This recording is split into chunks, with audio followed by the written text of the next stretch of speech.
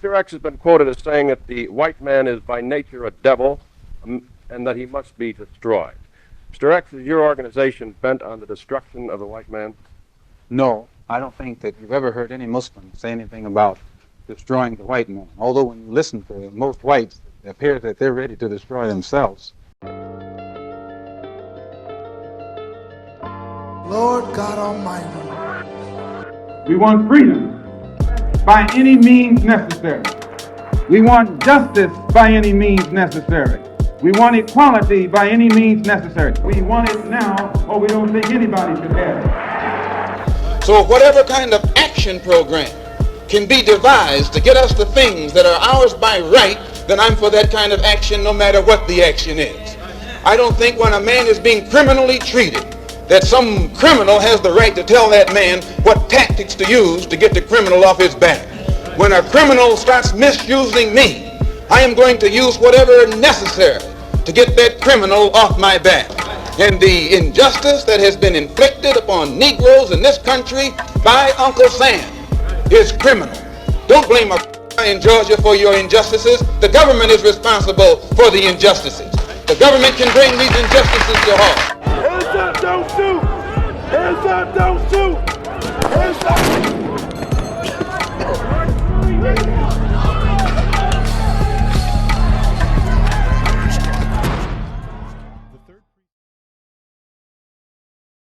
We've been bouncing back and forth between the Democratic Party and the Republican Party for hundreds of years.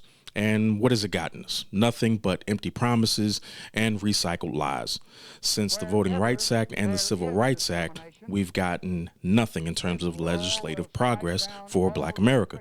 Trump is a white nationalist who only cares about appeasing his base, and honestly, Kamala wouldn't have done any better in regards of the liberation for Black people. Biden didn't do anything. Bush, Clinton, Reagan, they haven't done anything. And the current Trump administration isn't going to do anything either. They all sit at the same seat of power, and Black people are still catching hell. Black people in America are basically just unwanted house guests. We remain a stateless people. We're the only people who haven't had the opportunity to govern ourselves. Christianity isn't our religion. English isn't our language. We have nothing. We live inside a Euro-nationalist empire, clawing our way out of a societal barrier that white supremacy has forced us into. Every move we make towards equity, dignity, and power is a direct struggle against a system designed to keep us contained, divided, and exploited. Liberalism and conservatism are just two doors leading into the same white-owned ballot box. So tell me, why are we still Democrats or Republicans?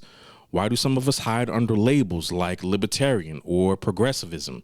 At the end of the day, if your politics aren't rooted in Black self-determination and reparative justice, why should I give you my ear? We've been caping for both parties for generations, begging at tables we built from scratch. I'm done watching people treat my people like guests in a house that we built with our bare hands. America is our house, and it belongs to Black Americans, and yet we've accepted disrespect not just from the system, but from newcomers who think they can lecture us about struggle and ownership. I say enough is enough, and that is why I'm a Black nationalist. In Black America, you're socially conditioned to believe that you have one of two options, conservatism or liberalism. But both of these are illusion-safe frameworks carefully crafted to keep us locked inside of the same political establishment. Neither of them are liberation. Neither of them are sovereign. Both of them are weak when their only function is to survive under a system designed to keep us as second-class citizens. The Black political space is already thin as it is, so this isn't an attack on any political streamer personally. I'm not here to disrespect Black liberals or Black conservatives personally. What I am here to do is point out the obvious. Both of these frameworks are soaked in Eurocentric thinking. Too often, Black liberals launch unwarranted criticisms of Black nationalism. And when they do, they end up echoing the same talking points as their Nazi friend. On the other side, you got black conservatives who are too busy doing the electric slide from massa. Their knowledge of self and racial solidarity deteriorates as they parrot the same Nazi talking points you hear from Charlie Kirk or Nick Fuentes. So it's not that black people don't engage in politics with good intention. The problem is that we've been locked into these political traditions for too long, and it's turned a lot of us into self-hating Uncle Toms in a sense. Every time reparations come up, some of us morph into Stephen from Django, shuffling around like, we don't need no reparations, massa. We just need to work harder and pray more. Bruh, cut it out. Guarding masses' pockets like you're getting a cut. Reparations isn't a damn stimulus check. It's a refund for 400 years of unpaid labor, stolen land, and terrorism. Talking about we got to fix ourselves first. That's like telling a robbery victim before you call the cops, make sure you balance your checkbook. Nah, fam. Pay me what you owe me, then we'll talk. It's like you subconsciously become an attack dog for them. For an example, the liberal establishment loves to play referee with our heroes, telling us to cheer for who they want and to boo who they want. Fred Hampton, good. Marcus Garvey, bad. Stokely Carmichael, good. Louis Farrakhan, bad. Muhammad Ali, good. Khalid Muhammad, bad. It's just round and around and around we go. If you're safe enough to be quoted on a college campus, then the crowd will call you a saint. And if you threaten power too directly, they'll brand you a devil. Either way, the message is clear. We don't get to decide who our leaders are. They do. And that's the real hustle of black liberalism, in my opinion. It's a total, complete waste of time, in my opinion. And we've been doing this for hundreds and hundreds of years. Black liberalism and black conservatism as a political tradition has been around for hundreds of years, cementing a political establishment that has come to include mayors, members of Congress, and civil rights leaders, who were mostly vocal mouthpieces for the Democratic or Republican Party. The black community and the white political establishment have had a really strained relationship since the so-called founding of this country, and rightly understandable, with the opposition of the George Floyd Justice and Policing Act, blocking reparation hearings, resistance to Medicaid expansion, gerrymandering, voter discrimination, redlining, all while being told to pull ourselves up by the bootstraps. But despite the past civil rights legislative agendas giving us something that we should have had from the get-go, and I don't see why that's even a flex, black liberalism or black conservatism haven't done anything for us for that matter. A black liberal, in my assessment, isn't any different than a black conservative. They both have to answer to the white establishment structure of both parties. So year after year after year after year, we vote like our lives depend on it, not understanding that integration was the only thing that either establishment was ever prepared to give you. The right to vote without a balance of power is pretty much useless. Integration without sovereignty is a big nothing burger. So if white people are the predominant voting bloc in this country, access to black power is dead on arrival. You're just an unwanted house guest in the Eurocentric political structure. But that can't kick you out because our names are on the lease. So we're kind of stuck in this situation. We are descendants of slaves, but culturally, we've been removed from the continent for hundreds of years. And because our identity was stripped away, we aren't even sure what tribe we come from or what language we speak. African countries don't want us because we hold the American dollar, and they feel that a mass migration to Africa is going to hurt the native middle class economically. And I understand that. White liberals and white conservatives collectively don't support reparations or any massive legislative package that would create an equitable distribution of power for black people. We created movements, but they were destroyed by the white power structure. Our dropout rate is 5.7%. College enrollment is 36%. Unemployment is 7.2%. Our HIV rate is 38%. Divorce rate is high.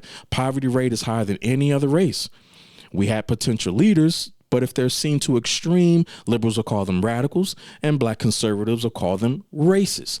Both sides of the white political establishment have socially conditioned black people that it's wrong to do for yourself or support an electoral candidate that supports a black agenda.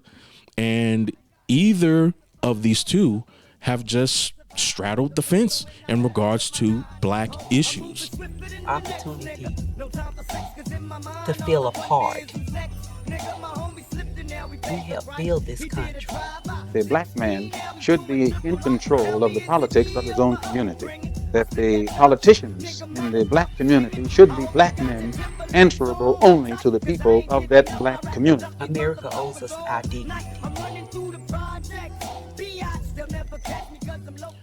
Black nationalism has always been demonized.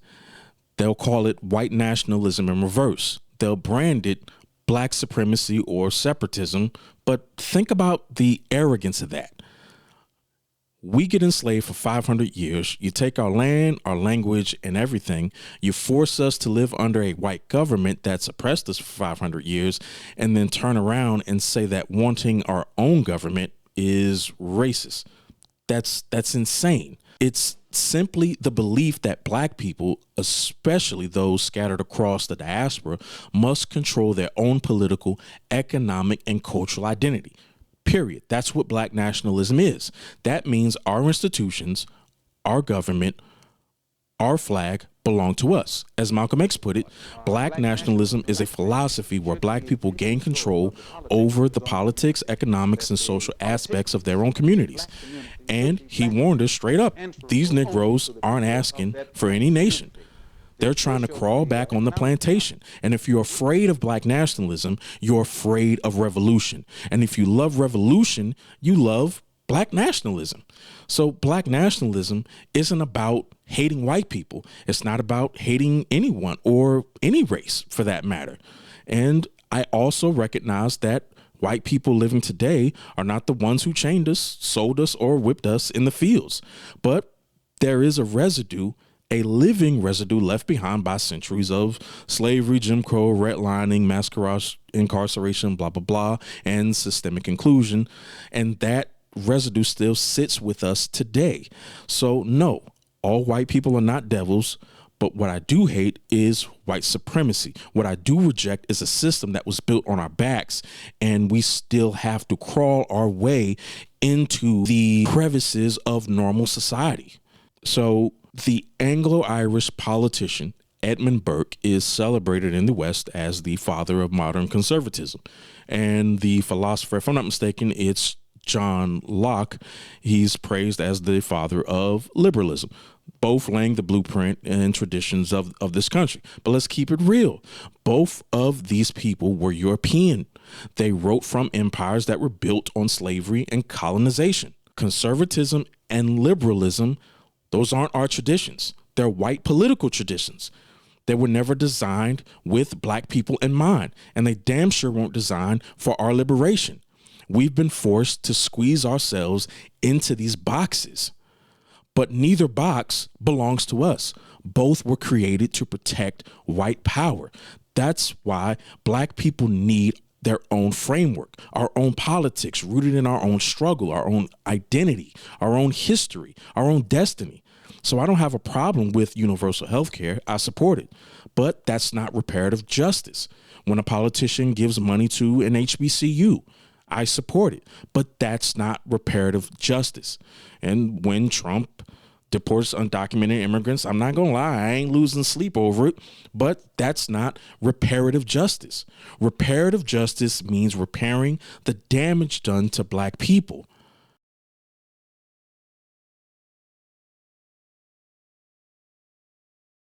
There's a plethora of liberal and conservative commentators on YouTube you can watch.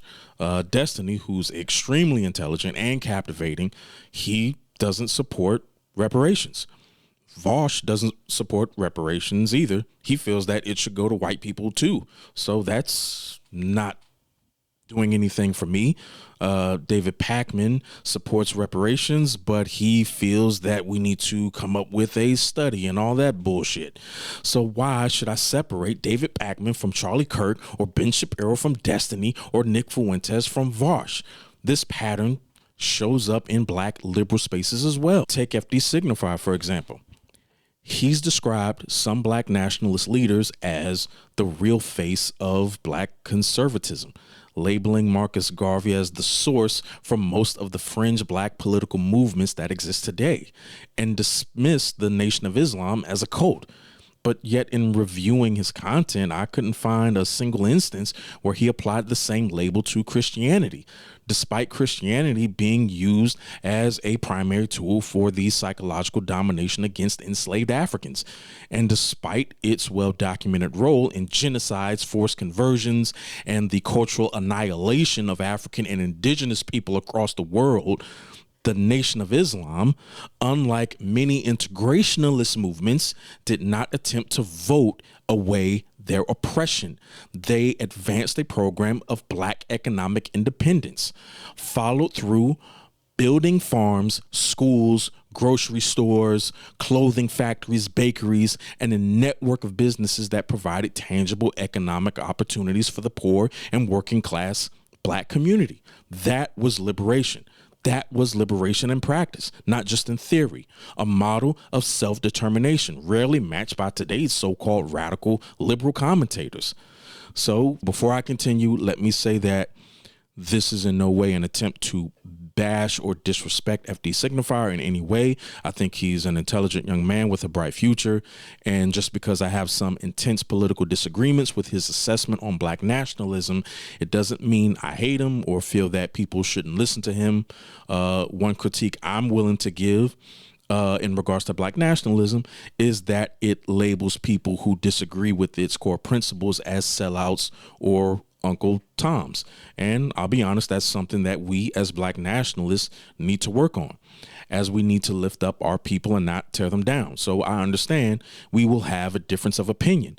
And even though throughout this video I will lay out why I feel black nationalism is the best path forward, I don't hate people who feel that there are other ways to fight white supremacy.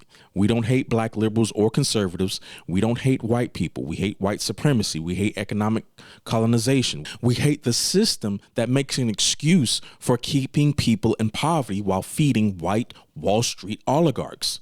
A lot of times, the reference of Marcus Garvey meeting with the Klan is somehow a mass disqualification for black nationalism, when black liberals meet with the Klan as well, including your turn the other cheek savior, MLK. But anyway, I digress. So how do we fix this? That is why I offer 10 legislative policies grounded in black nationalism and framed for reparative justice. So these are not just consolation prizes, they're concrete solutions designed to make our people whole. First, reparations and repair. America owes us a debt. That means direct compensation, land grants, debt cancellation, systemic repair programs to atone for slavery, Jim Crow, redlining, and mass incarceration. Anything less is a distraction. Second, land and housing rights. We must control the land beneath our feet through community land trusts, guaranteed affordable housing, and protection from gentrification. Black neighborhoods have to stay in black hands. Third, economic sovereignty. Black people built the wealth of this nation, so we demand a return on that stolen investment. That means federal and state funding for black-owned businesses, black-owned banks, and cooperative economics so that our dollars circulate inside our communities. Fourth, education for liberation. No more Eurocentric lies paraded as truth. We must have black controlled schools and universities with African-centered curricula, permanent funding for HBCUs, and mandatory teaching of black history nationwide. Our children must know who they are and where they came from. Fifth, health and healing justice. Centuries of medical neglect and experimentation on our people demand repair. We call for Black-run hospitals and clinics, universal healthcare access, and targeted programs to erase disparities that shorten our lives. Six, an end to mass incarceration. The prison industrial complex must fall. Private prisons abolished, nonviolent drug charges expunged, racialized sentencing ending, and in that place, restorative justice rooted in community accountability. Seventh, community self-defense. We have the right to defend ourselves. There must be legal protections for the Black community patrols and self-defense organizations against police brutality and white supremacist violence. 8, political self-determination. Black people are a distinct people with the right to self-governance. We demand federal recognition, autonomous political structures. 9, cultural sovereignty. We must control our own image and narrative. That means national funding for Black museums, theaters, publishing houses, film studios, media outlets, owned by us, for us. 10, Pan-African and global solidarity. Our liberation isn't isolated. We must strengthen ties with Africa and the wider diaspora, create dual citizenship pathways, and align our fight in America with the global struggles of African people everywhere. These 10 points aren't fantasies. They aren't symbolic gestures. They are a legislative framework for repair and sovereignty. They prove that Black nationalism isn't just rhetoric. It's a blueprint. While others echo the voices of their white liberal fathers, I present a vision that belongs to us, born of our blood, our struggle, and our right to govern ourselves. So I don't understand how that's a complicated thing in our community. Voting has never been about liberation. It's been about survival. We've been forced time and again to pick between the open Klansman and the polished politician, between the outright enemy and the smiling overseer. The ballot box has always been theirs, never ours. If the Black vote has to pass through a white ballot box, that's not democracy. That's a funeral. That's a closed casket for our people's political future. That's why I say Black nationalism is the only path forward. Not compromising, not begging, not waiting for handouts. Black nationalism is about self-determination, power, and building institutions that answer to us, not to white liberals, not to white conservatives, but to Black people. Because until we control the ground we stand on, every vote we cast in their system is another nail in our own coffin.